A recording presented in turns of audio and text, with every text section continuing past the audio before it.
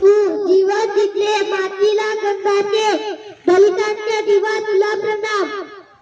पूर्ण विश्वाचे आजच्या कार्यक्रमाचे अध्यक्ष प्रमुख पाहुणे व माझे गुरुजन वर्ग, माझे बाल मित्रांनो, आज संविधानाचे शिल्पकार डॉक्टर बाबासाहेब आंबेडकर यांची जयंती निमित्त आपण एकत्र जमलेलो आहोत।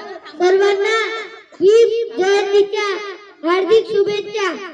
डॉक्टर बाबासाहेबांचा जन्म 14 एप्रिल 1891 रोजी मध्य प्रदेशातील महू या गावी झाला।